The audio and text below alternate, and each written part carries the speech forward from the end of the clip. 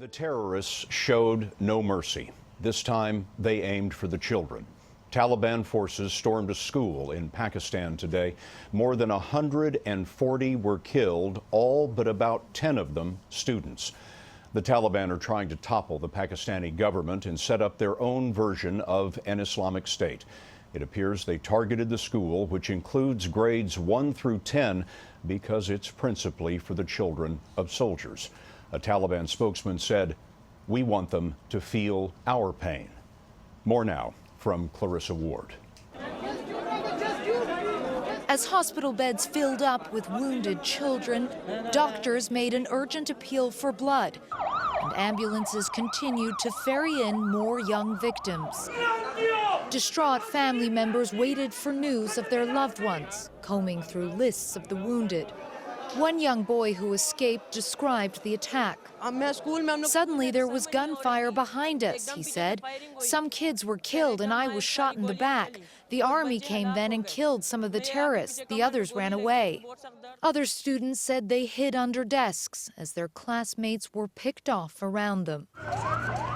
The siege began at around 10 a.m. At least 7 attackers stormed into the military-run school, opening fire indiscriminately on teachers and students with guns and grenades. Soon after, Pakistani army commandos arrived on the scene. Gunfire and explosions were heard from inside. The militants had planted bombs throughout the school. Anguished parents gathered outside to wait for news.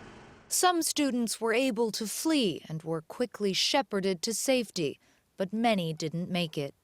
The Pakistani Taliban claimed the attack was revenge for ongoing military operations in Northern Waziristan that have targeted their hideouts near the Afghan border.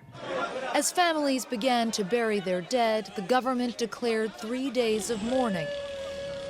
Terrorist attacks are all too common in Pakistan, but few have been quite as deadly or as brutal as this one. And Clarissa's joining us now from our London newsroom. Clarissa, this atrocity didn't come out of nowhere. What were the events that led up to this? Well, Scott, it was back in June that Pakistani authorities were shocked when militants launched a brazen attack on the international airport in Karachi. Now, in response, security forces began this offensive in Waziristan, which has left more than 1,000 militants dead by the army's own count. And now the Taliban are using that as a justification for this attack. And so, of course, the cycle of violence continues. Clarissa Ward reporting for us tonight. Clarissa, thank you.